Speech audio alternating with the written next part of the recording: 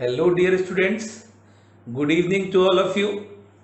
जैसा कि आप जानते हैं, आप सबका बहुत बहुत स्वागत है मेरे चैनल पर थिंक साइकोलॉजिकली। उम्मीद है आप सब स्वस्थ होंगे। मैं अच्छा हूं, फिट हूं। एक और बेहतरीन लेक्चर आपके लिए लेकर आया हूं। लेक्चर स्टार्ट करने से पहले बस एक बात कहनी है आपसे। पाना चाहते हैं जो कल कुछ अपनी जिंदगी में, पाना चाहते हैं जो कल कुछ अपनी जिंदगी में, उनके करने के लिए बस आज ही होता है। उनके करने के लिए बस आज ही होता है। लगा देते हैं जो जान उसे, लगा देते हैं जो जान उसे पाने के लिए, उनके इसी परिश्रम में तो सफलता का राज होता है। तो स्टार्ट करते हैं इन्हीं पंक्तियों के साथ आज का लेक्चर स्टार्ट करने से पहले बोलना चाहूंगा, ये यूनिक, एकदम बिल्कुल नया लेक्चर होगा। आपने इससे पहले इसको कभी नहीं सुना होगा, इस गारंटी के साथ। इसलिए वीडियो में अंत तक बने रहना बहुत जरूरी है। आपने कल का जो प्रैक्टिस सेट सी टेट का देखा, उसमें आपको खुद पता होगा कि आपके सवाल क्यों गलत हो रहे थे। बहुत सारे बच्चों के सवाल बहुत अच्छे अच्छे आए, लेकिन कुछ बच्चों के सरल सवाल भी गलत हो रहे थे, इसलिए क्योंकि उन्होंने पिछले वीडियोस देखे नहीं हैं और कॉन्सेप्ट क्लियर नहीं है उनका, राइट। और ये मैं बार बार कहता हूं, कॉन्सेप्ट क्लियर करने के लिए लेक्चर बहुत जरूरी है। इसलिए मैं हर लेक्चर को बहुत डीपली तैयार करता हूं, ताकि आपको क्वेश्चंस को समझने में कोई दिक्कत नहीं रहे। तो आज का लेक्चर भी आप पूरा पढ़िएगा। 100% ये एकदम आपके लिए नया लेक्चर है। वैसे तो ज्यादातर नया ही लेक्चर मैंने आपको अपलोड करके दिखाया है, समझाया है। ये भी एकदम न्यू होगा और बहुत सारी नॉलेज होगी आपके लिए, राइट। हर एग्जाम के लिए पेडागोजिकल पोर्शन को कवर करेगा ये, चाहे वो सी टेट हो, सुपर टेट हो, एमपी टेट हो, रीट है। इन सब में जहां जहां पेडागोजी पूछी जाती है, वहां के लिए ये रामबाण की तरह काम करेगा, ऐसे समझिए ये लेक्चर, राइट। तो टॉपिक का नाम है आज के लेक्चर का शिक्षण कार्य नीतियां। आप अपने आप से सवाल करो, टीचिंग स्ट्रेटजीज। जब कभी आप बीएड बीटीसी की किताबें पढ़ते होंगे तो इस टर्म को जरूर सुना हुआ होगा, स्ट्रेटजी। तो स्ट्रेटजी माने कार्य नीतियां। अब टीचिंग को करने के लिए क्या क्या स्ट्रेटजी अपनानी पड़ती हैं टीचर को, उन सबसे जुड़ा हुआ ये लेक्चर है। आइए देखते हैं, एक एक पॉइंट को समझने की कोशिश करते हैं, राइट। शिक्षण की कार्य नीतियां। चलिए तो स्टार्ट करें। आप सब तैयार हैं? ओके, स्टार्ट करते हैं आज का लेक्चर।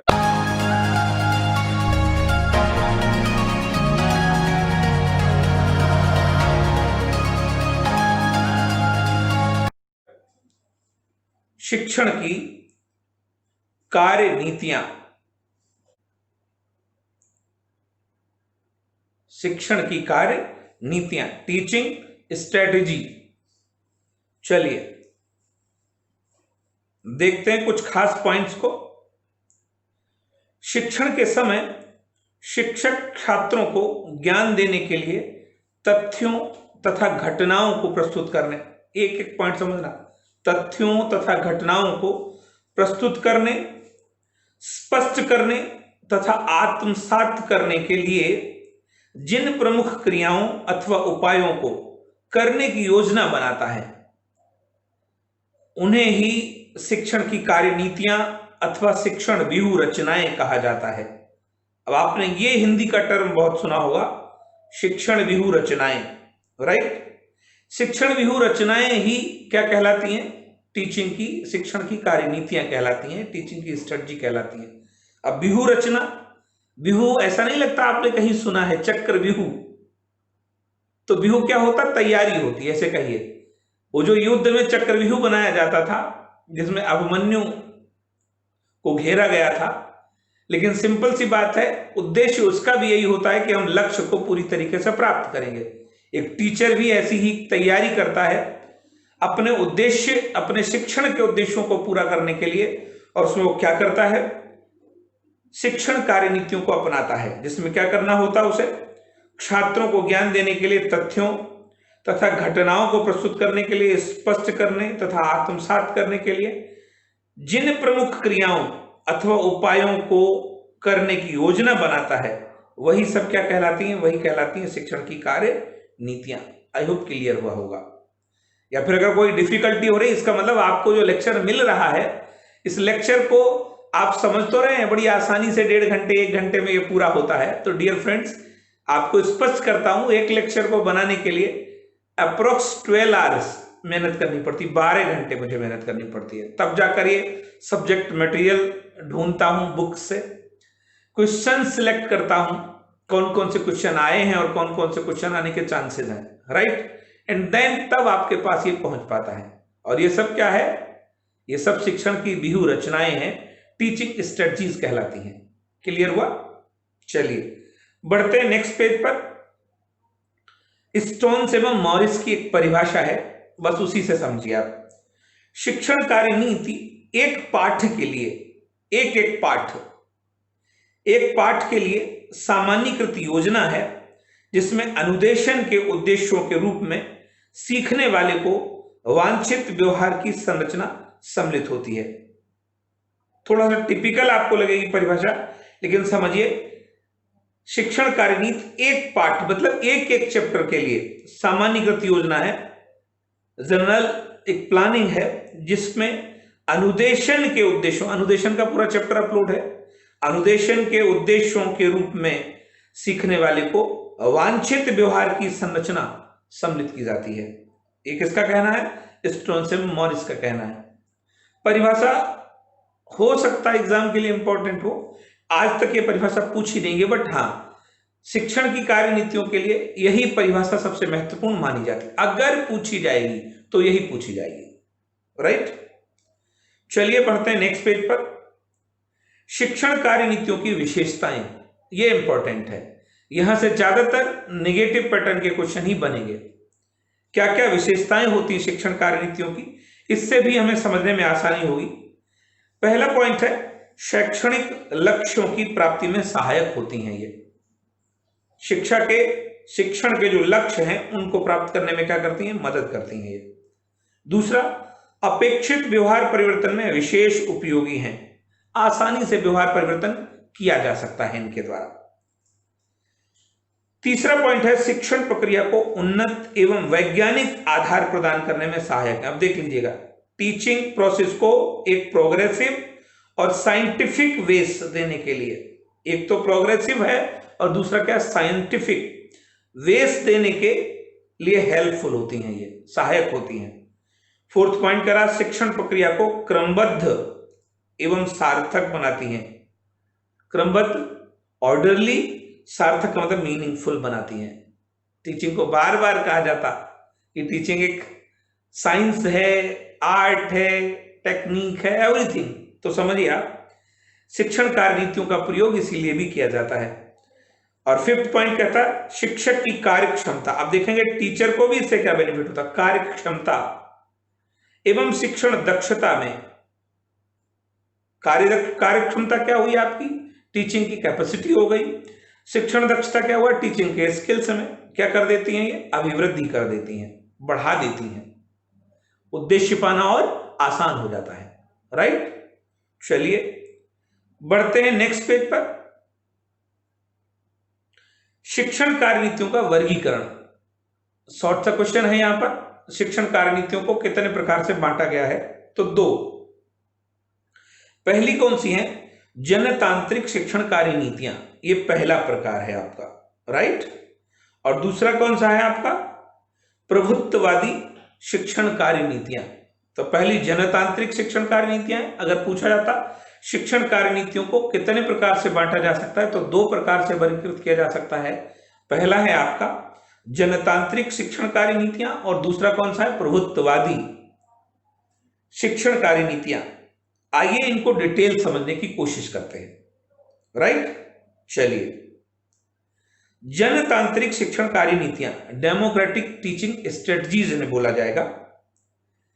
इसमें क्या क्या होता है, जनतांत्रिक अथवा प्रजातांत्रिक आदर्शों एवं मूल्यों पर आधारित होती हैं। अब जनतांत्रिक का मतलब प्रत्येक बच्चे के लिए हेल्पफुल, प्रजातांत्रिक मतलब प्रत्येक बच्चा इंपॉर्टेंट होता है, तो प्रत्येक बच्चे के आदर्श एवं मूल्यों पर फोकस करती हैं ये, इसलिए इनको क्या बोला गया, जनतांत्रिक। क्लासरूम में बैठा हुआ प्रत्येक बच्चा इंपॉर्टेंट है, राइट। आपको पता होगा सीटेट में बहुत बार यह सवाल पूछा गया है, एक बच्चा फेल हुआ तो व्यवस्था फेल हो गई टीचिंग की। अब मुझे बताइए, जब इतनी सारी चीजें आप सीख रहे हो टीचिंग में, उम्मीद करते हो क्या कोई एक बच्चा फेल होना चाहिए? जी नहीं, बिल्कुल नहीं होना चाहिए। अगर सच में एक बच्चा फेल हुआ तो ये फेलियर किसका है? सिस्टम का है, पूरी व्यवस्था का फेल होने का, राइट, कारण होगा ये। तो इसलिए एक एक चीज इंपॉर्टेंट है टीचिंग में। दूसरा पॉइंट कह रहा है आपका, शिक्षक छात्रों की आयु, रुचि, क्षमता एवं मानसिक योग्यता को दृष्टिगत रखते हुए अपने शिक्षण को व्यवस्थित करता है। Dear students, like a doctor. अब ठीक है, मुझे लगता है कि किसी बीमारी को ठीक करने के लिए टैबलेट दे दी जाए, लेकिन भैया याद रखना पड़ेगा उम्र क्या है। आपने देखा होगा बहुत सारे झोला छाप डॉक्टर होते हैं कि इंजेक्शन लिए रहते हैं, बॉयल लिए रहते हैं, सिरिंज में भरा और सबको लगा दिया एक एक।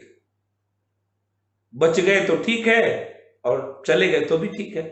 लेकिन अगर यही डॉक्टर की बात की जाएगी तो देखा होगा डॉक्टर आपका स्किल्ड है, नॉलेजेबल है, वो जानता है कि कब किसको कितनी डोजेस दी जानी चाहिए।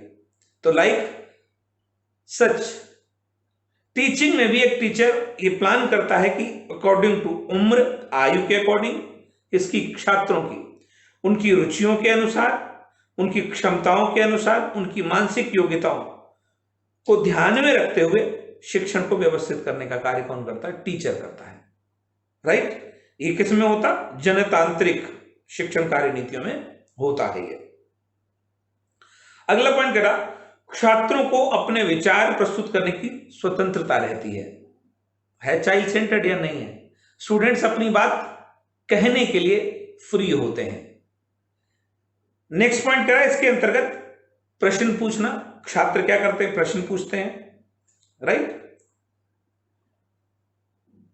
उत्तर प्राप्त करना मतलब प्रश्न पूछा है तो उत्तर पाने का भी उनका अधिकार है, टीचर उनके प्रश्नों को उत्तर जरूर दे, राइट।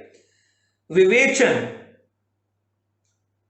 विवेचना भी करे, योजना प्लानिंग भी करे, दत्तकार असाइनमेंट्स, मानसिक उद्वेलन, नाटकीकरण, स्वतंत्र अध्ययन, अन्वेषण, समीक्षा, भूमिका निर्माण आदि टाइप की कार्यनीतियां शामिल होती हैं, राइट। जनतांत्रिक शिक्षण कार्यनीतियों के अंतर्गत प्रश्न पूछने की कार्यनीति, उत्तर प्राप्त करने की कार्यनीति, विवेचन की कार्यनीति, योजना की कार्यनीति, दत्त कार्य कार्यनीति, मानसिक उद्वेलन कार्यनीति, नाटकीकरण, स्वतंत्र अध्ययन, अन्वेषण आदि, ये सारी की सारी टीचिंग स्ट्रेटजी शामिल होती है। आइए इन्हें और डीप समझने की कोशिश करते हैं, राइट। चलिए बढ़ते हैं नेक्स्ट पेज पर। पहली है आपकी प्रश्न पूछना कार्यनीति, क्वेश्चनिंग स्ट्रेटजी से बोलते हैं, वेरी वेरी इंपॉर्टेंट। अब याद करो, छात्रों को बार बार प्रमोट किया जाता है, अभिप्रेरित किया जाता है कक्षा में प्रश्न पूछने के लिए, और जब जिस ऑप्शन में प्रश्न पूछने का विकल्प मिलता है, जिस प्रश्न में विकल्प मिलता है वो सही माना जाता है। इसका मतलब ये किसके तहत है? ये प्रश्न पूछने की कार्यनीति के अंतर्गत होता है। अब इसके फायदे क्या क्या है देखिए आप। अगर आपने क्लासरूम को टीचिंग पर्पज पर अगर जानने की कोशिश की होगी, वैसे तो मुझे मालूम है कि परंपरागत टीचिंग में ये सब मौके नहीं मिलते हैं, तानाशाही टीचिंग चलती है, सत्तात्मक, एक व्यक्ति है वो अपना जो कुछ चलाता। लेकिन याद करो कि आप लोग क्लासरूम में जब बैठते थे तो टीचर के सामने क्वेश्चन करने में कितना डर लगता था। इसका मतलब एक टीचर ने ये सिखाया ही नहीं है कि प्रश्न किए कैसे जाएं। अगर वो टीचर सच में टीचिंग स्किल्स को जानता होता तो सिंपल सी बात है, बच्चों को ये बात जरूर कहता कि आप लोग सवाल करो, क्वेश्चन करो। इन कोचिंग फील्ड्स आपने अक्सर देखा होगा, मेरी क्लास में मैं अक्सर आप लोगों से बोलता रहता था कि 2 क्वेश्चन, क्योंकि समय कम होता है इसलिए, वरना मैं ऑलवेज यही कहता हूं कि 2 क्वेश्चन कोई भी कभी भी कहीं से भी सवाल पूछो, आई विल क्लियर, मैं उन्हें जरूर स्पष्ट करूंगा। अगर आज नहीं आएंगे तो कल स्पष्ट करूंगा। This is also a type of teaching strategy. इससे क्या होता है कि जब बच्चा प्रश्न पूछता है तो टीचर को यह चीज पता चल जाती है कि उसके प्रश्न का लेवल क्या है, और वो ये समझ लेता है, ये बात समझ जाता है कि बच्चे का स्तर क्या है। प्रश्न तुम्हारे स्तर की जानकारी देते हैं, राइट। इसलिए प्रश्न पूछने की भी एक कार्यनीति है टीचिंग में। क्या होता है, इससे शिक्षण प्रक्रिया को प्रभावपूर्ण बनाया जाता है। आ गया पॉइंट। टीचिंग प्रोसेस को क्या बनाते हैं, प्रभावपूर्ण बनाते हैं। इसका परंपरागत उद्देश्य बालक के ज्ञान की जांच करना होता है। बालक के ज्ञान का पता कैसे लगेगा, बच्चे के प्रश्न से, या फिर टीचर जब प्रश्न करेगा। अब प्रश्न कई प्रकार के होते हैं, आगे देखेंगे। प्रश्नों से छात्रों में रुचि, विषय के प्रति रुचि एवं जिज्ञासा उत्पन्न होती है। अब जब कभी प्रश्न पूछे जाएंगे तो सोच लीजिएगा, छात्रों में रुचि, इंटरेस्ट अपने आप आ जाएगा, आपसे पूछेगा।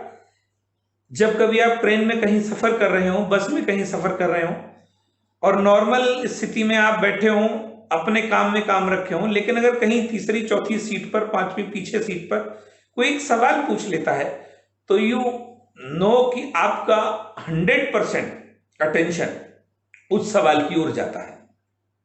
सवाल एक ऐसी चीज है, क्या, क्यों, कब, कैसे। तो इससे क्या होता, छात्रों में रुचि एवं जिज्ञासा उत्पन्न होती है। अगला पॉइंट कहता है ध्यान केंद्रित करने में। जब आपका अटेंशन जाता है तो फिर क्या होता है, ध्यान केंद्रित होता है। तो ध्यान केंद्रीकरण के लिए कौन सी कार्यनीति, शिक्षण की कार्यनीति उपयोगी है? डियर स्टूडेंट्स, प्रश्न पूछने की प्रश्न है ये कि छात्रों के ध्यान को केंद्रीकृत करने के लिए कौन सी शिक्षण कार्यनीति उपयोगी होगी? प्रश्न पूछने की होगी। एवं मानसिक विकास करने में प्रश्नों की अति महत्वपूर्ण उपयोगिता मानी जाती है। एक एक पॉइंट आई होप क्लियर हुआ होगा। चलिए बढ़ते हैं नेक्स्ट पेज पर। प्रश्नों के कुल 6 प्रकार होते हैं, 6 टाइप्स। अब इस कार्यनीति में 6 प्रकार के क्वेश्चन बताए गए हैं, राइट। पहला है आपका प्रस्तावना प्रश्न, इंट्रोडक्टरी क्वेश्चन से बोलते हैं। ये किस लिए होता, ये आप पढ़ चुके होंगे शिक्षण के कौशल में। शिक्षण का कौशल का पूरा चैप्टर अपलोड है, पूरा वीडियो फिर से यहां देखेंगे। प्रस्तावना प्रश्न किस लिए होते हैं? पूर्व ज्ञान को नवीन ज्ञान से जोड़ने के लिए होते हैं। बच्चों का जो पूर्व ज्ञान होता है उसको हम नवीन ज्ञान से जोड़ने के लिए किस टाइप के प्रश्नों का प्रयोग करते हैं? प्रस्तावना प्रश्न। अब ये प्रश्न अलग से भी पूछे जाते हैं कि प्रस्तावना प्रश्नों का प्रयोग किस लिए किया जाता है? पूर्व ज्ञान को नवीन ज्ञान से जोड़ने के लिए। ये छोटे छोटे क्वेश्चन हैं, बहुत इंपॉर्टेंट है। अगर आप इन्हें समझेंगे तो बड़ी आसानी होगी। दूसरा प्रश्न है विकासात्मक प्रश्न, डेवलपिंग क्वेश्चन। अब पहले तो प्रस्तावना प्रश्न पूछ लिया गया, फिर क्या हुआ आपका? विकासात्मक प्रश्न हुआ, डेवलपिंग क्वेश्चन हुआ। यह किस लिए पूछा जाता? पाठ का विकास करने के लिए और छात्रों का सक्रिय सहयोग। पाठ को आगे बढ़ाने के लिए, डेवलप करने के लिए टीचर किस प्रकार के प्रश्न पूछता है? विकासात्मक, डेवलपिंग क्वेश्चन पूछता है। तीसरे टाइप का जो प्रश्न है वो है आपका विचारात्मक प्रश्न। देखेंगे विकासात्मक और विचारात्मक प्रश्न, थॉट प्रोवोकिंग क्वेश्चन इसे बोलते हैं। मस्तिष्क को क्रियाशील करने के लिए इन प्रश्नों का प्रयोग किया जाता है। मस्तिष्क को क्रियाशील रखने में, प्रोवोकिंग। और क्या क्या इनके बारे में आप जानते हैं? फोर्थ क्वेश्चन टाइप जो है आपका वो है समस्यात्मक क्वेश्चन है, प्रॉब्लमिक क्वेश्चन जिसे बोलेंगे। इसका संबंध किससे होता? समस्या और उसके समाधान के लिए इसका प्रयोग किया जाता है। कोई समस्या है उसके समाधान के लिए। डियर स्टूडेंट्स, अब राइट हैंड पे आप जो चीजें देख रहे हैं वो सब के सब सवाल हैं, क्वेश्चंस हैं, और लेफ्ट हैंड पर जो आपके टाइप ऑफ क्वेश्चंस मिल रही है सब के सब विकल्प होंगे यहां से। समस्यात्मक प्रश्न का प्रयोग समस्या और उसके समाधान के लिए किया जाता है। बोध प्रश्न, ये 5th टाइप क्वेश्चन है, इसका प्रयोग अर्जित ज्ञान की जांच के लिए। अब एक बच्चे ने जितना सीखा है क्लासरूम में उसकी जांच के लिए किस टाइप का प्रश्न पूछा जाता? बोध प्रश्न पूछा जाता, कंप्रीहेंसिव क्वेश्चन इसे कहते हैं। 6th टाइप ऑफ क्वेश्चन है आपका पुनरावृत्ति प्रश्न, और यह अंतिम प्रश्न होता है चैप्टर में। रिकैपिचुलेटरी क्वेश्चन इसे कहते हैं। अब ये किस लिए होता है? ये पठित पाठ की जांच एवं पाठ को दोहराने के लिए होते हैं कि हाँ बच्चे ने पूरे पाठ को ध्यानपूर्वक पढ़ा है या नहीं पढ़ा है, इसकी जांच के लिए पुनरावृत्ति प्रश्नों को पूछा जाता है। तो आई होप क्लियर हुआ है कि टोटल प्रश्न कितने प्रकार के होते हैं। प्रश्न 6 प्रकार के हैं। पहला है आपका प्रस्तावना, दूसरा विकासात्मक, तीसरा विचारात्मक, चौथा आपका समस्यात्मक, पांचवा अवोध और छठवां पुनरावृत्ति प्रश्न होता है। अब पूछा जाए प्रश्न कितने प्रकार के होते हैं, तो 6 प्रकार के होते हैं। इन सब प्रकार के प्रश्नों का भी अपना अपना कोई पर्पज है, आप देखेंगे। आपको क्लियर किया मैंने एक एक लाइन में। अगर जहां डाउट है तो फिर आप मुझे मैसेज छोड़ेंगे, राइट। चलिए बढ़ते हैं नेक्स्ट पेज पर। अगला देखते हैं, अगली स्ट्रेटजी है आपकी उत्तर प्राप्त करना कार्यनीति। अब आंसर भी कैसे प्राप्त किया जाए, ऐसे ही कोई आंसर थोड़ा नहीं देता होगा। आपको बहुत अच्छे से उदाहरण पता होगा परंपरागत क्लास का, कि जब कभी एक टीचर क्लास में क्वेश्चन पूछता है तो लगभग 5 से 10% ही बच्चे हैं जो हाथ उठाकर जवाब देते हैं कॉन्फिडेंशियल। बाकी के लगभग 30 to 40% बच्चे लैक ऑफ कॉन्फिडेंस, आधा हाथ ऊपर नीचे करते रहते हैं, और बच्चे हुए जितने बैठे होते हैं वो सिर नीचे और कर लेते हैं, बोलते हैं हमें आता है लेकिन फिर भी हम नहीं बोलेंगे, बोलने वालों ने बोल तो दिया है, मैं क्यों बोलूं। तो अब ऐसी स्थिति में छात्रों से उत्तर प्राप्त करने की भी एक कार्यनीति होती है। आइए देखते हैं रिसीविंग आंसर स्ट्रेटजी।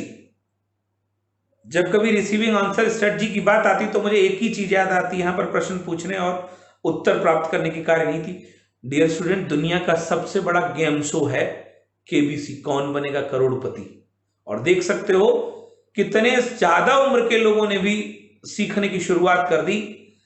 केबीसी में लोग गए और किस तरीके से आंसर किए। एक नए तरीके का गेम शो है जो केवल 2 स्ट्रेटजी पर बना हुआ है। एक तो प्रश्न पूछने पर, बीच में और लोग भी आए होस्ट करने लेकिन सक्सेस नहीं हुए। दूसरा उत्तर प्राप्त करने का, तो आप देखेंगे एक एक चीज उसमें डिजाइन की गई है, स्क्रिप्टेड है। आल्सो फॉर टीचिंग, ऐसे ही टीचिंग में भी होता है। तब उत्तर प्राप्त करने की कार्यनीति में क्या होता, कक्षा शिक्षण की सफलता छात्रों से प्राप्त उत्तरों पर ही निर्भर करती है। अब एक कक्षा कितनी सफल शिक्षण से गुजरी है, इसका अंदाजा, इसका पता कैसे चलता है, स्टूडेंट्स के उत्तरों से पता चलता है। अगर किसी छात्र से प्रश्न आपने पढ़ते होंगे, लास्ट में जब हम क्वेश्चन पूछते हैं तो आपके क्वेश्चन मुझे बता देते हैं, आपके आंसर मुझे बता देते हैं कि आपने कितना सीखा है, राइट। और मैं समझता हूं कि अगर सही उत्तर आए हैं आपके, ज्यादा से ज्यादा आए, तो मेरा पढ़ाना सक्सेसफुल हुआ है। और अगर नहीं आए तो मुझे लगता है कि कहीं ना कहीं पढ़ाने में कोई कमी रह गई। दूसरा पॉइंट करा, उत्तर देने से छात्रों की विचार शक्ति एवं तर्क शक्ति विकसित होती है। बहुत बहुत इंपॉर्टेंट पॉइंट है ये। छात्रों की विचार शक्ति एवं तर्क शक्ति विकसित करने के लिए कौन सी शिक्षण कार्यनीति अपनाई जाती है, आप सोच भी नहीं पाएंगे। उत्तर प्राप्त करने की कार्यनीति होती है डियर स्टूडेंट्स।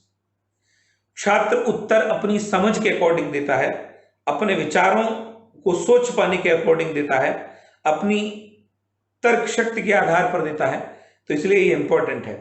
अगला पॉइंट करा, आत्मविश्वास एवं साहस वृद्धि में सहायक है। जब कभी आप आंसर करने लगते हैं तो देख सकते हो आप कॉन्फिडेंस लेवल बढ़ता है, इसलिए इसका उपयोग होता है। झिझक समाप्ति में सहायक होती है। क्लासरूम में नहीं, आपकी लाइफ में भी आपका हेजिटेशन दूर हो जाता है, राइट, आंसर करने से। पहली बार जितना डर लगता आंसर करने में, दूसरी बार उससे कम लगता, और धीरे धीरे जब आप आंसर करने लगते हो तो फिर डर बिल्कुल नहीं लगता, हेजिटेशन बिल्कुल नहीं लगता है। और नेक्स्ट पॉइंट करा, शिक्षक को उत्तर प्राप्त करने की कला में दक्ष होना चाहिए। अब उसे कैसे उत्तर निकलवाने हैं। हाँ, एक चीज याद रखना कि क्लासरूम में at a time of teaching yes और नो टाइप के क्वेश्चंस कभी नहीं पूछे जाने चाहिए। क्यों? क्योंकि आपको पता है यस और नो और हाँ और ना के क्वेश्चंस पूछने में टीचर पूछ तो लेता है, लेकिन शिक्षक के पूछे जाने के बाद छात्र अपने विचार शक्ति, अपनी तर्क शक्ति का प्रयोग नहीं करेंगे। 2 बच्चे भी अगर डिसाइड कर लेंगे यार तुम हाँ बोल दो हम ना बोल देंगे, एक तो सही होगा ही, तो अब मुझे बताओ आप कैसे उसकी विचार शक्ति का पता चलेगा? नहीं चलेगा। इसलिए यस और नो टाइप के क्वेश्चंस को अवॉइड किया जाता है ज्यादा से ज्यादा, कि ये क्वेश्चन नहीं पूछे जाए क्लास में, राइट। क्लियर हुआ होगा। चलिए बढ़ते हैं नेक्स्ट पेज पर। अगली कार्यनीति देखते हैं, दत्त कार्यनीति, असाइनमेंट स्ट्रेटजी। अब कार्य कैसा दिया जाए असाइनमेंट का, यह भी एक स्ट्रेटजी है। छात्रों को ज्ञान प्रदान करने के लिए व्यक्तिगत भिन्नताओं के आधार पर कार्य निर्धारित करना चाहिए। यह चीज समझिए, यहां पर केवल एक पॉइंट समझना है, बच्चों को होमवर्क, बच्चों को सिखाने का जो कार्य है, असाइनमेंट है, वो कैसे देना चाहिए, व्यक्तिगत भिन्नताओं के अनुसार देना चाहिए। कितनी बार ये सीटेट में पूछा गया, व्यक्तिगत भिन्नताएं, व्यक्तिगत भिन्नताएं, व्यक्तिगत भिन्नताएं। अब इसके दो प्रकार होते हैं, एक मौखिक होता है और एक लिखित होता है। एक मौखिक प्रकार है दत्त कार्यनीति और एक लिखित प्रकार की है। आइए इसे और समझते हैं। इससे कार्य का क्षेत्र एवं दिशा निर्धारित हो जाती है, क्षेत्र तय हो जाता है और डायरेक्शन तय हो जाता। असाइनमेंट ये बात तय करता है कि हमें किस एरिया में काम करना है। अगला पॉइंट कह रहा है छात्रों के लक्ष्यों एवं अनुभवों को विस्तारित करता है। स्टूडेंट्स के लक्ष्य और अनुभव भी विस्तृत होने लगते हैं। अगला पॉइंट कह रहा है छात्रों को सीखने की क्रियाओं की ओर उन्मुख किया जा सकता है। असाइनमेंट जब करेगा तो आपको पता खुद से करेगा, तो फिर वो सीखने की क्रियाओं के लिए कैसा, खुद से उन्मुख होता है। उन्मुख का मतलब खुद तैयार हो जाता है। सीखने की प्रगति में शीघ्रता की अपेक्षा की जा सकती है। जिस कार्य को आप असाइनमेंट के रूप में दे रहे हो बच्चे को, सोच लेना वो करके क्या होगा, बच्चे के सीखने में शीघ्रता हो जाएगी, वो जल्दी से सीखने की कोशिश करने लगेगा। आई होप ये सारे पॉइंट क्लियर हुए होंगे। चलिए बढ़ते हैं नेक्स्ट पेज पर। अगली कार्यनीति है विवेचन कार्यनीति, डिस्कशन। विवेचन को डिस्कशन कहते हैं, स्ट्रेटजी। इसमें क्या होता है, शिक्षक एवं छात्रों में परस्पर विस्तृत एवं विवेकपूर्ण विचारों का आदान प्रदान होता है। देखेंगे आप, दोनों शामिल हैं, एक तो शिक्षक भी है, छात्र भी है, और पारस्परिक विस्तृत विवेकपूर्ण विचारों का आदान प्रदान इसमें किया जाता है। डिस्कशन टाइप का है। वर्कशॉप्स आज की डेट में इसी पर आधारित हैं, डिबेट्स इसी पर आधारित हैं, सेमिनार्स इसी पर आधारित हैं। अगला पॉइंट कह रहा है शिक्षक किसी समस्या को निर्धारित करता है, टीचर तय करता है किसी समस्या को। तत्पश्चात शिक्षक और छात्र मिलकर पूर्व निर्धारित समस्या पर स्वतंत्रता पूर्वक विचार विमर्श करते हैं। विचार विमर्श द्वारा संबंधों का विश्लेषण एवं तुलना होती है और मूल्यांकन करके निष्कर्ष निकाले जाते हैं। कुल मिलाकर इस टीचिंग की कार्यनीति में दोनों टीचर और स्टूडेंट दोनों सक्रिय रहते हैं। राइट, क्लियर हुआ? चलिए अगला पेज देखते हैं। अब ये कार्यनीति उच्च स्तर के छात्रों के लिए विशेष उपयोगी मानी जाती है। राइट, किस स्तर के छात्रों के लिए? उच्च, तो बड़ी कक्षाओं के लिए उपयोगी है। छात्रों में सहयोग एवं सहिष्णुता की भावना का विकास होता है। इस कार्यनीति से बच्चों में सहयोग की भावना और सहिष्णुता की भावना का विकास होता है। छात्रों में आत्मनिर्देशन एवं स्व अनुशासन पर बल दिया जाता है। छात्र अपने आप निर्देशों का पालन करते हैं, अपने आप अनुशासित रहते हैं। ये दोनों पॉइंट से संबंधित हैं। राइट, क्लियर हुआ? चलिए बढ़ते हैं नेक्स्ट पेज पर। अब यह दो प्रकार की होती है। एक तो औपचारिक विवेचन कार्यनीति है,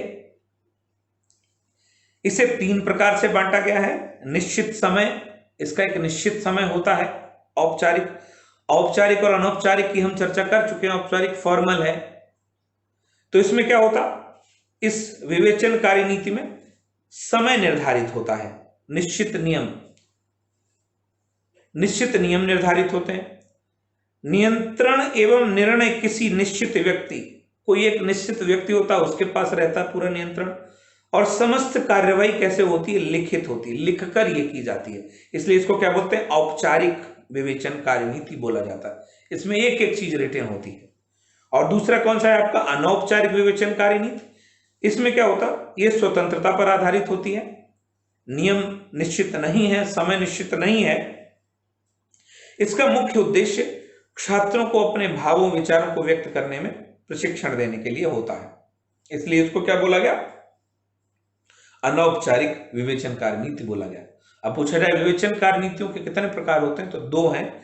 एक औपचारिक विवेचन कार्यनीति और एक अनौपचारिक विवेचन कार्यनीति होगी। राइट, चलिए बढ़ते हैं नेक्स्ट पेज पर। अगली है आपकी प्रोजेक्ट कार्य नीति, प्रोजेक्ट स्ट्रेटजी। अब प्रोजेक्ट मेथड इसी पर बना हुआ है, प्रोजेक्ट विधि। शिक्षण में स्वाभाविकता एवं सजीवता आती है। प्रोजेक्ट से क्या हो जाता है, शिक्षण में स्वाभाविकता आ जाती है और सजीवता आ जाती है। बालक को स्वाभाविक परिस्थितियां प्रदान करती है यह कार्यनीति, नेचुरल प्रैक्टिकल। यह एक मनोवैज्ञानिक कार्यनीति मानी जाती है, मनोवैज्ञानिक कार्यनीति मानी जाती है, क्योंकि इसमें शिक्षण सिद्धांतों एवं शिक्षण सूत्रों का विधिवत प्रयोग किया जाता है, विधिवत प्रयोग किया जाता है।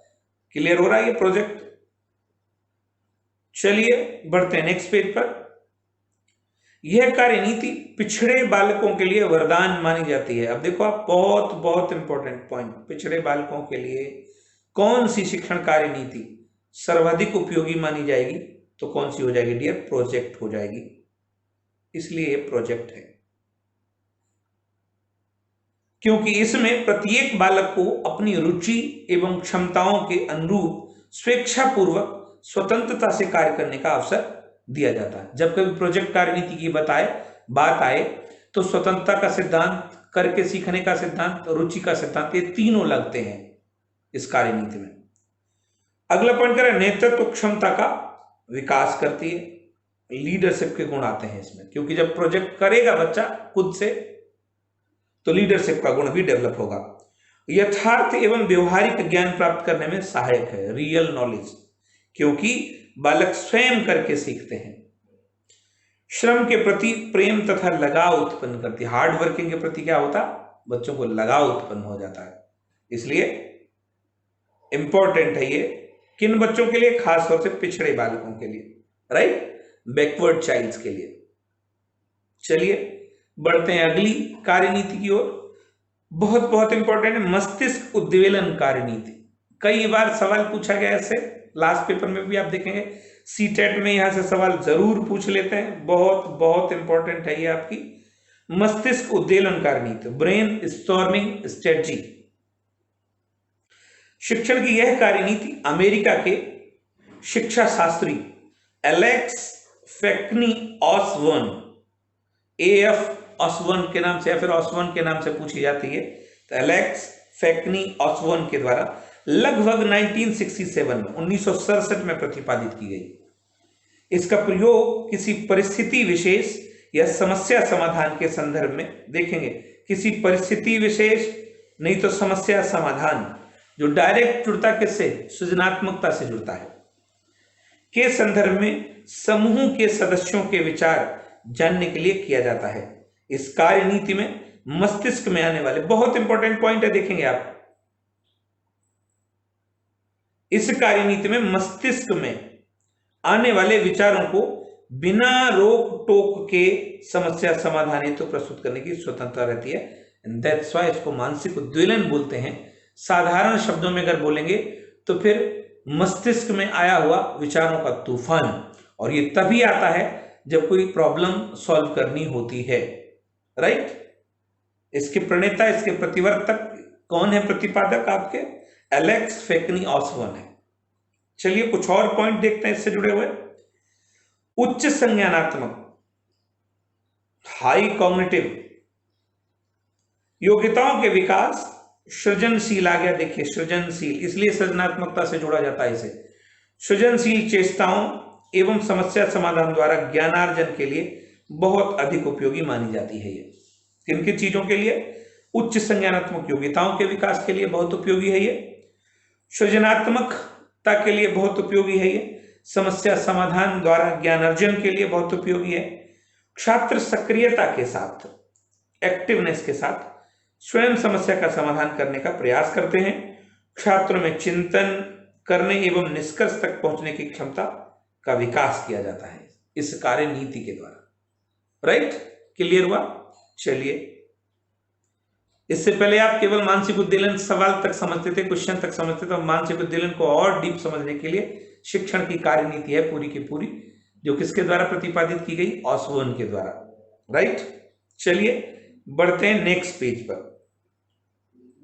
अगली है आपकी अन्वेषण कार्य नीति, ह्यूरिस्टिक स्ट्रेटजी। इसी पर खोज विधि, अन्वेषण विधि भी टीचिंग की तैयार की गई है।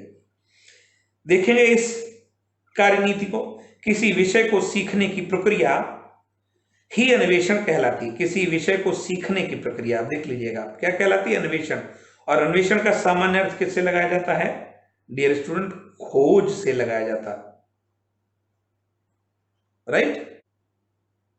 ह्यूरिस्टिक ह्यूरिस्को से बना है और जिसका सीधा संबंध खोज से होता है, राइट। अतः विषय के नवीन तथ्यों एवं सिद्धांतों की खोज स्वयं छात्रों द्वारा ही की जानी चाहिए। ये कौन कहता, ये अन्वेषण कार्यनीति कहती है। खोज किसके द्वारा होनी चाहिए, छात्रों द्वारा ही की जानी चाहिए। इसमें शिक्षक अपने शिक्षण की कार्यनीति इस प्रकार तय करता है जिसमें छात्र स्वयं खोज करके सीख सकें और शिक्षक केवल पथ प्रदर्शक का कार्य करे। ऐसे ही ये तैयार की जाती है, राइट। इसमें मोस्टली टीचर क्या करता है, एक ऐसी स्ट्रेटजी को अपनाता है जिसमें बच्चे खुद ही एक्टिव होकर कार्य करते हैं। जहां उनको डाउट होता है केवल गाइडेंस देने का कार्य कौन करता है, टीचर करता है। चलिए बढ़ते हैं नेक्स्ट पेज पर। इस कार्यनीति में इसके क्रियान्वयन हेतु उपयुक्त प्रयोगशाला की आवश्यकता होती है। अब ये शिक्षण की कार्यनीति बिना प्रयोगशाला के नहीं हो पाती है, इसलिए याद रखना ये पॉइंट कि प्रयोगशाला की आवश्यकता किस शिक्षण कार्यनीति के क्रियान्वयन के लिए होती है, तो आप याद रखेंगे।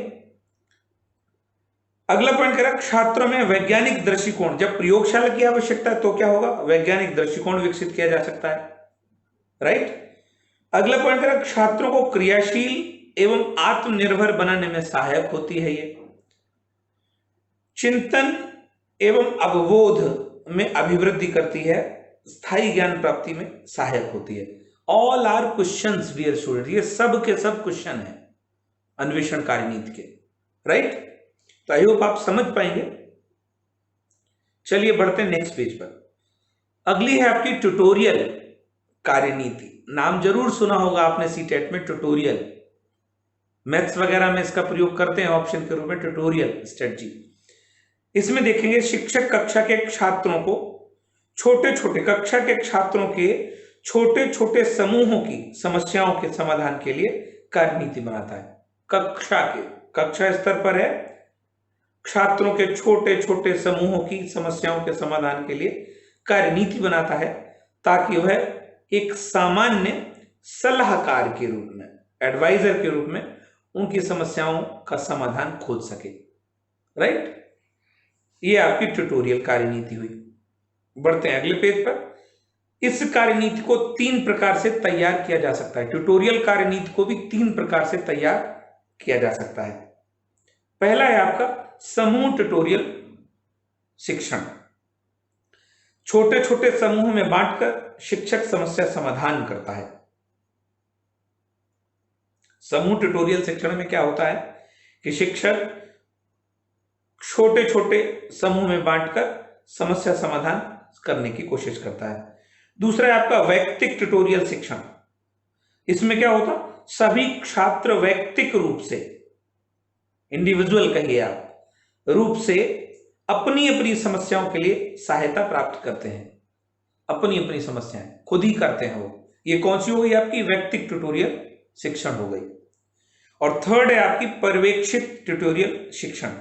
छात्रों को ही जिम्मेदारी सौंप दी जाती है, शिक्षक मार्गदर्शन व सहायता प्रदान करते हैं, बच्चे खुद ही जो करना चाहते हैं वो करते हैं। ये आपकी पर्यवेक्षित है, टीचर की भूमिका पर्यवेक्षण की होती है इसमें, राइट। तो अगर पूछा जाता ट्यूटोरियल शिक्षण कार्यनीति के कितने प्रकार हैं, तो 3 प्रकार हैं, समूह, वैयक्तिक और पर्यवेक्षित, राइट। क्लियर हुआ। चलिए बढ़ते हैं नेक्स्ट पेज पर। यह कार्यनीति उपचारात्मक शिक्षण, रिमीडियल टीचिंग के लिए विशेष उपयोगी है। अब ट्यूटोरियल का विशेष उपयोग किसमें होता है, उपचारात्मक शिक्षण में बहुत उपयोग होता है इसका, राइट। चलिए बढ़ते हैं नेक्स्ट पेज पर। अब दूसरे प्रकार की जो कार्यनीतियां थी, शिक्षण की कार्यनीतियां, पहली तो आपकी जनतांत्रिक थी, तो जनतांत्रिक को हम पढ़कर अब तक समझ पाए हैं। अब दूसरा पार्ट है आपका प्रभुत्ववादी शिक्षण कार्यनीतियां। शिक्षण कार्यनीतियों को स्टार्टिंग में 2 प्रकार से बांटा गया था, जनतांत्रिक और दूसरा है आपका प्रभुत्व। ऑटोक्रेटिक स्ट्रेटजीज इन्हें बोलते हैं। फिर जाइए, ऑटोक्रेटिक है तो इसका मतलब कैसी होंगी, बच्चों को कम इंपॉर्टेंस दी जाती होगी। यहां पर यह कार्य नीतियां प्रभुत्ववादी आदर्शों, प्रभुता, प्रभुता पाए किसे नहीं, तो इसका मतलब यह कार्य नीतियां प्रभुत्ववादी आदर्शों एवं मूल्यों पर आधारित होती हैं। इनमें शिक्षक के अधिक सक्रिय रहने के कारण इनमें टीचर ज्यादा सक्रिय है, चाइल्ड सेंटर्ड नहीं मानी जाती हैं। ये कैसी मानी जाती है, टीचर सेंटर्ड मानी जाती हैं, इसलिए इनको प्रभुत्ववादी माना गया है। शिक्षक अधिक सक्रिय रहने के कारण इन्हें शिक्षक केंद्रित कार्यनीतियां भी कहा जाता। अब पूछा जाए शिक्षक कार्यनीतियां कौन सी होती, तो वो जिनमें शिक्षक सक्रिय है तो वो कौन सी हो गई, आपकी प्रभुतावादी शिक्षण कार्यनीतियां हो गई।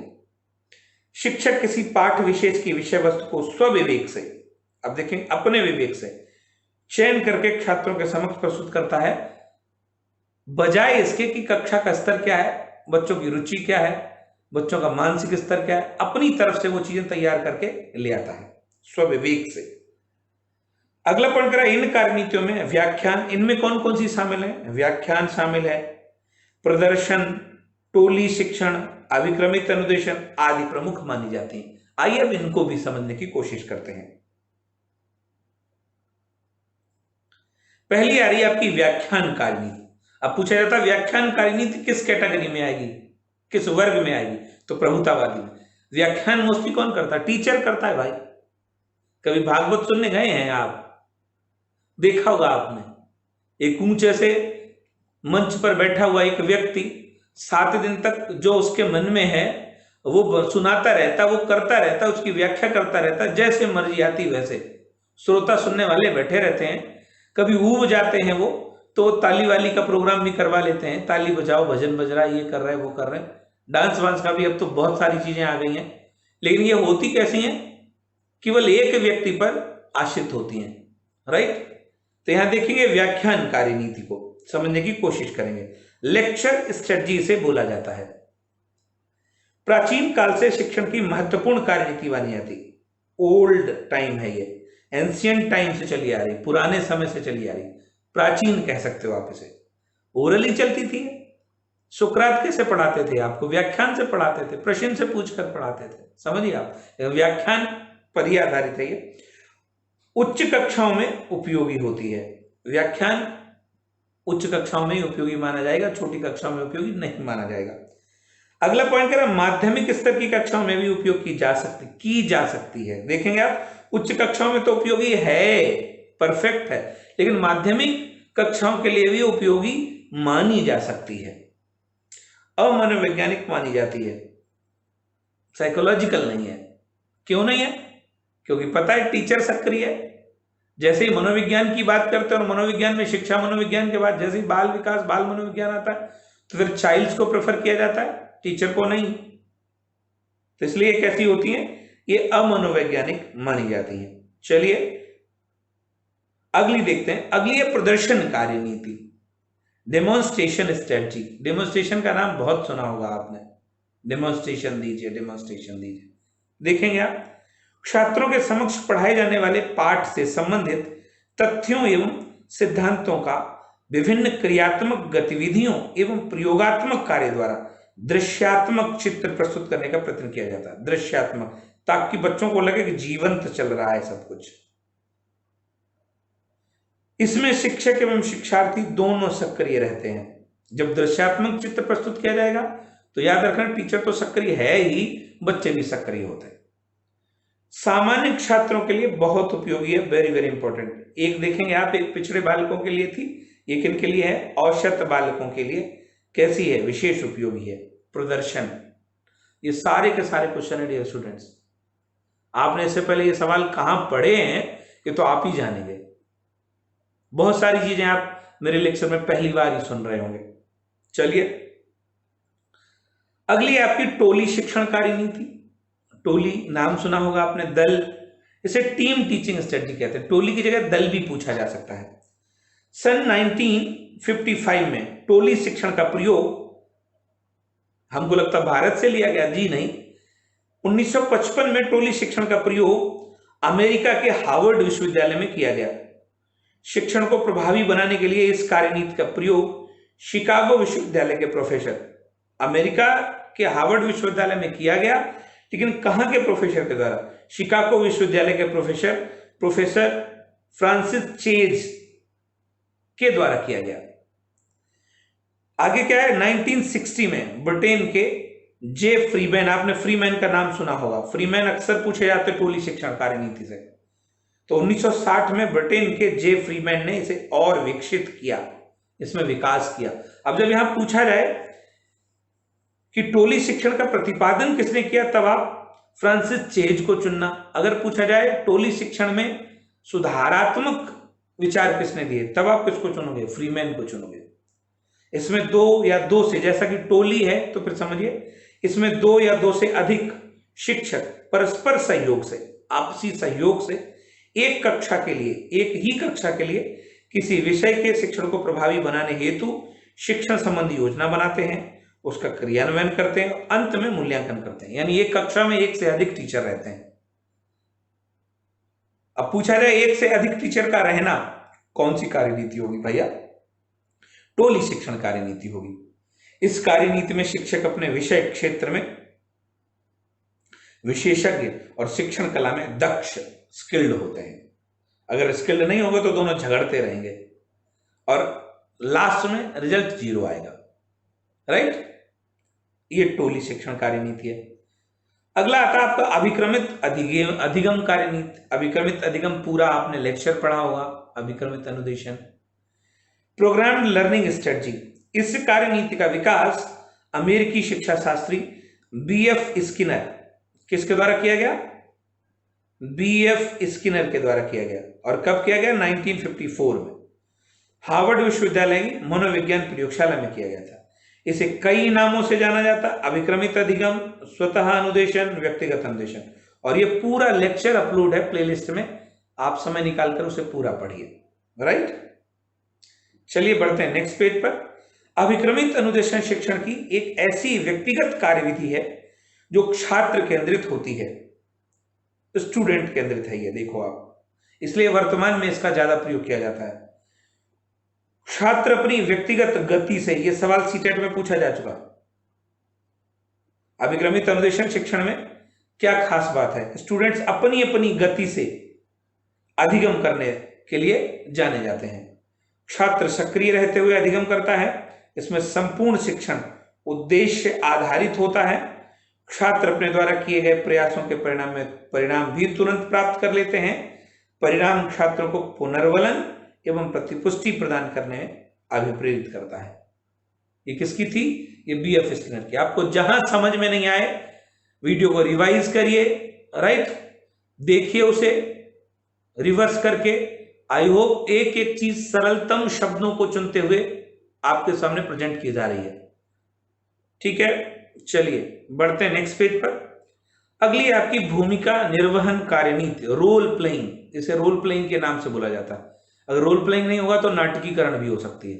भूमिका निर्वहन, इसका प्रयोग सामाजिक विज्ञान शिक्षण के लिए किया जाता है। डियर स्टूडेंट्स, अब ये पर्टिकुलर सब्जेक्ट से रिलेटेड पूछी जा सकती है। सामाजिक विज्ञान शिक्षण के लिए कौन सी शिक्षण कार्यनीति बहुत महत्वपूर्ण होती है? तो भूमिका निर्वहन कार्यनीति है। राइट? भूमिका आप समझते होंगे, रोल प्लेइंग, नाटक करते हुए। छात्रों में अभिवृत्तियों में परिवर्तन, छात्रों की अभिवृत्तियों में परिवर्तन करके उनके विकास की परिस्थितियों को सृजित करने में से सफलता मिलती है। क्लियर हुआ? चलिए बढ़ते हैं नेक्स्ट पेज पर। अगली आपकी टेली कॉन्फ्रेंसिंग। अब टेली कॉन्फ्रेंसिंग का नाम वर्तमान में लिया जा रहा, बहुत ज्यादा प्रयोग होता है टेक्नोलॉजिकल रूप से। अंग्रेजी शब्द टेली प्लस कॉन्फ्रेंसिंग से बना हुआ शब्द टेली कॉन्फ्रेंसिंग है, जिसका सामान्य अर्थ होता है टूर सम्मेलन। यहां दूर लिखे, टूर होना चाहिए, टूर सम्मेलन, या दूर भी इसे कह सकते हो आप। राइट? टेली, दूर बैठे बैठे। यह एक इलेक्ट्रॉनिक प्रणाली है। भारत में स्पेस एप्लीकेशन सेंटर अहमदाबाद के द्वारा उपग्रह, एक मार्गीय टेलीविजन और द्विमार्गीय ऑडियो उपकरण आदि का प्रयोग करके इस क्षेत्र में विशेष अनुसंधान किए गए हैं। वर्तमान में इसका सफल प्रयोग इग्नू और अन्य मुक्त विश्वविद्यालयों द्वारा किया जाता है। बस हमारा सवाल यही है डियर स्टूडेंट्स, इग्नू के द्वारा कौन सी शिक्षण कार्य नीति का प्रयोग किया जाता है? तो टेली कॉन्फ्रेंसिंग। आपने देखा होगा दूरस्थ शिक्षा में जितनी भी दूरस्थ एजुकेशन से रिलेटेड प्रोग्राम होंगे उनमें कौन सी कार्य नीति का प्रयोग किया जाएगा? टेली कॉन्फ्रेंसिंग का प्रयोग किया जाएगा। दूरस्थ शिक्षा में किस शिक्षण कार्य नीति का प्रयोग किया जाता है? Teleconferencing. ठीक है, क्लियर हुआ होगा। चलिए बढ़ते हैं नेक्स्ट पेज पर। इस शिक्षण कार्य नीति के 3 मुख्य प्रकार हैं। ऑडियो कॉन्फ्रेंसिंग, इसमें क्या होता है? टेलीफोन प्लस मोबाइल का प्रयोग करते हैं, ऑडियो केवल सुनने के काम आती है। दूसरा कौन सा है आपका? वीडियो कॉन्फ्रेंसिंग है, टेलीविजन, वेब कैमरा, प्रोजेक्टर होता। डियर स्टूडेंट्स, 1 पर जहां ऑडियो लगाए वहां रेडियो भी लग सकता है। ऑडियो कॉन्फ्रेंसिंग में टेलीफोन, मोबाइल या फिर रेडियो भी लग सकता है। दूसरा आपका वीडियो कॉन्फ्रेंसिंग है जिसमें टेलीविजन, वेब कैमरा और प्रोजेक्टर का प्रयोग किया जाता है। और तीसरी आपकी कंप्यूटर कॉन्फ्रेंसिंग है जिसमें कंप्यूटर, ईमेल, इंटरनेट का प्रयोग किया जाता है। अब यहां अलग से सवाल पूछे जा सकते हैं, तो बस इतने ही पूछे जा सकते हैं। टेली कॉन्फ्रेंसिंग कितने प्रकार की होती है? तो 3 प्रकार की है। एक ऑडियो कॉन्फ्रेंसिंग, एक वीडियो कॉन्फ्रेंसिंग, एक कंप्यूटर कॉन्फ्रेंसिंग। आई होप तीनों क्लियर हुए होंगे। अगला सेशन है आपका लेक्चर से संबंधित। ये था लेक्चर से संबंधित क्वेश्चंस सेशन। देखते हैं क्वेश्चंस।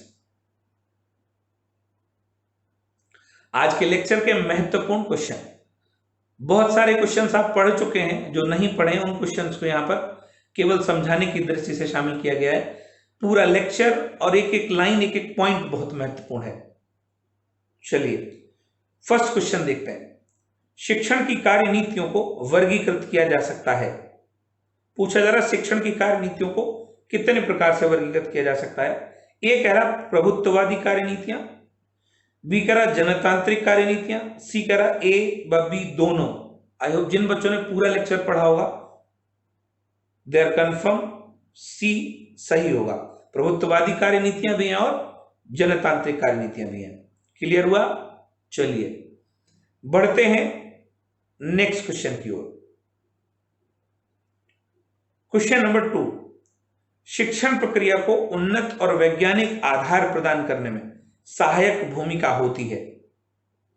देखेंगे आप, शिक्षण प्रक्रिया को उन्नत और वैज्ञानिक आधार प्रदान करने में किसकी सहायक भूमिका होती है?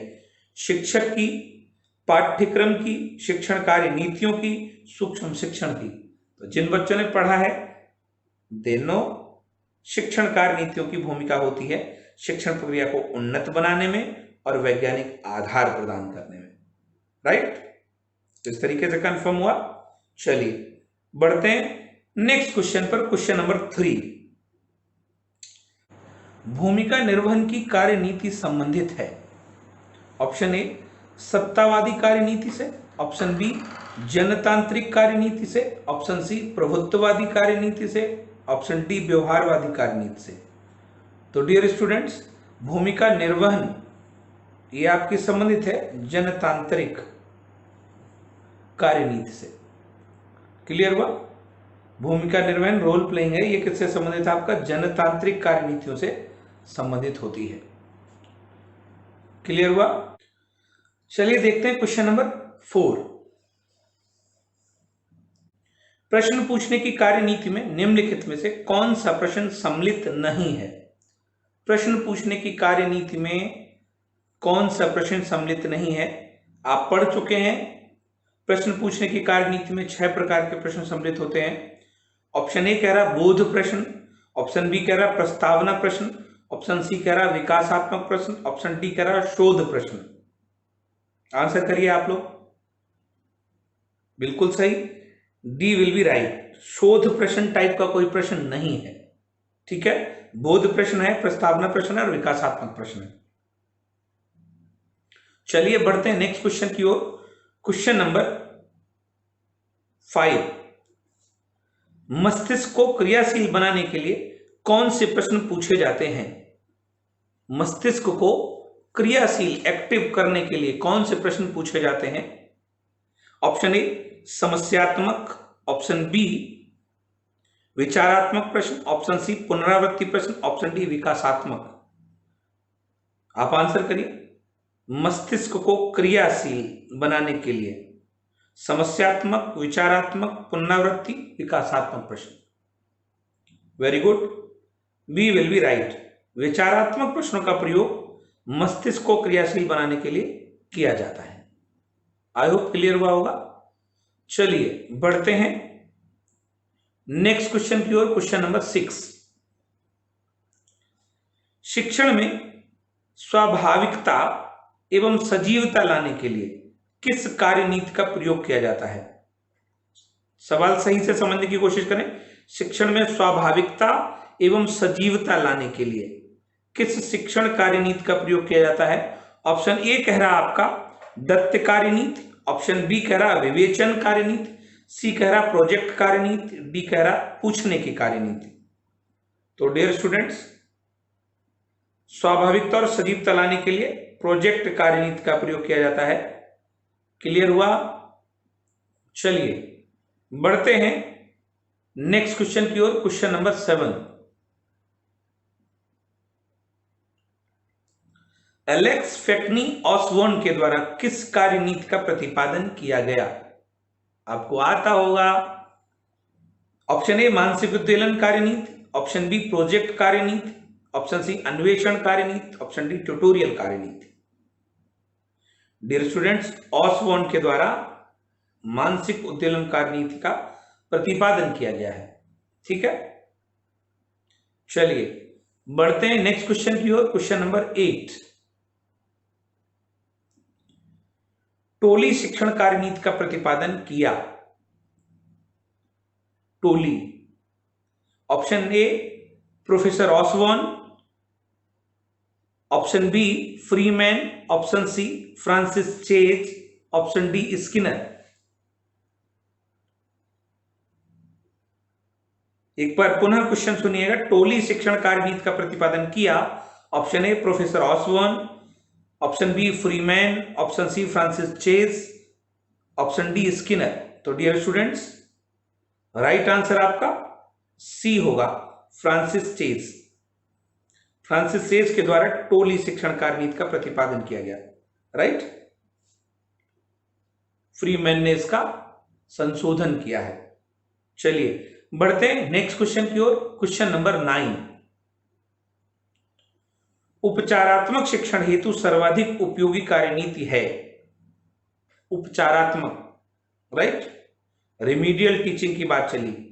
हेतु सर्वाधिक उपयोगी कार्यनीति है। ऑप्शन ए ट्यूटोरियल कार्यनीति, ऑप्शन बी अन्वेषण कार्यनीति, ऑप्शन सी प्रोजेक्ट कार्यनीति, ऑप्शन डी मानसिक उद्वेलन कार्यनीति। तो डियर स्टूडेंट्स, उपचारात्मक शिक्षण हेतु सर्वाधिक उपयोगी कार्यनीति है आपकी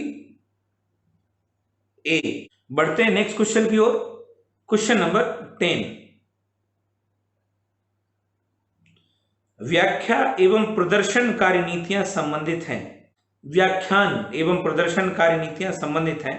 ऑप्शन ए प्रभुत्ववादी शिक्षण कार्यनीतियों से, जनतांत्रिक शिक्षण कार्यनीतियों से, व्यवहारवादी शिक्षण कार्यनीतियों से, डी उपरोक्त में से कोई नहीं।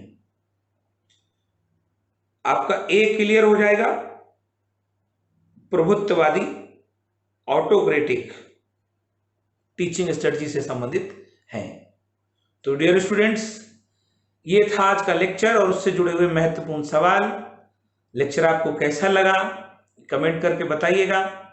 वीडियो को लाइक जरूर करिएगा, चैनल को सब्सक्राइब करिएगा, अपने मित्रों को भी बताइएगा आप कैसा सीख रहे हैं।